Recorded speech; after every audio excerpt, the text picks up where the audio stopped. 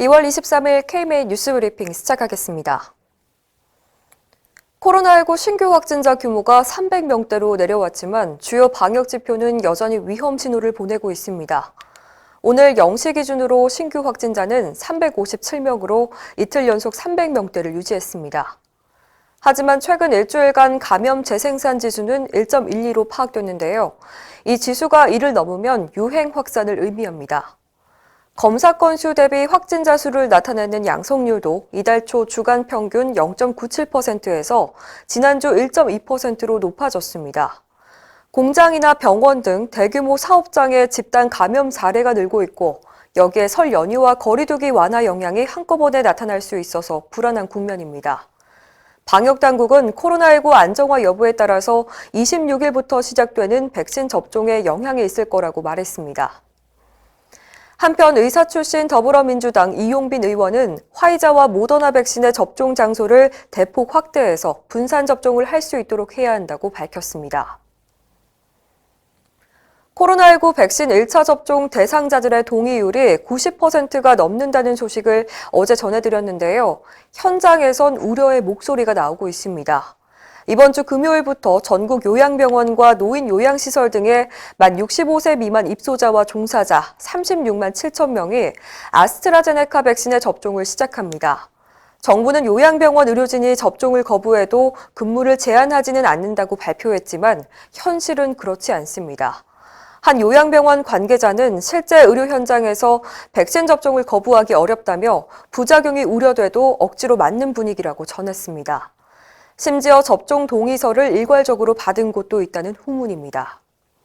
한편 프랑스와 독일, 이탈리아 등 유럽 국가의 의료계 종사자 수천 명은 최근 아스트라제네카 백신을 맞지 않겠다는 입장을 공개 표명했습니다. 의사 면허 취소 대상을 대폭 확대한 의료법 개정안에 대해서 의료계 반발이 거셉니다. 서울시 의사회는 어제 성명을 내고 직무와 관련 없는 범죄나 형을 받은 후 5년까지 면허 재교부를 금지하는 건 의료인의 평등권과 직업의 자유, 경제활동의 자유를 침해하는 거라고 지적했습니다. 의사회는 무리하고 명분 없는 법 개정 시도를 즉시 중단하고 의료계와 진지한 협의에 나설 것을 국회에 촉구했습니다. 경상남도 의사회도 국가적으로 힘든 시기에 국회가 나서서 의료인을 자극하고 과도한 입법을 통해서 사회적인 혼란을 부추기는 행동은 자제해야 한다고 강조했습니다. 이 같은 의료계 반발에 대해서 일부 정치권과 언론은 다른 직종과의 형평성 차원에서 의사 면허도 예외는 아니다라면서 변호사를 예로 들고 있습니다. 실제로 현행 변호사법은 범죄의 종류와 무관하게 금고 이상형의 집행유예를 선고받은 변호사는 유예기간이 지난 후 2년간 변호사가 될 수 없도록 규정하고 있습니다. 하지만 헌법재판소는 의사와 변호사는 분명히 다르다고 선을 그었습니다. 헌재는 2019년 결정문에서 변호사는 기본적인 인권 옹호와 사회 정의 실현을 사명으로 하기 때문에 면허 취소 사유가 되는 범죄를 직무 관련 범죄로 제한하지 않는다고 밝혔습니다. 헌재는 특히 의사의 경우 직무 범위가 전문 영역으로 제한되고 법적 의무도 직무 관련 범위로 제한돼 있으므로 두 면허를 형평성 차원에서 동등하게 볼 수 없다고 설명했습니다. 한편 대한치과의사협회는 어제 성명을 내고 의사 면허 관리 강화 법률에 반대한다는 입장을 밝혔습니다. 의사들의 올바른 SNS 사용에 대한 방향성이 제시됐습니다. 의협이 2년에 걸쳐 마련한 의사 소셜미디어 사용 가이드라인이 어제 토론회를 통해서 공개됐는데요.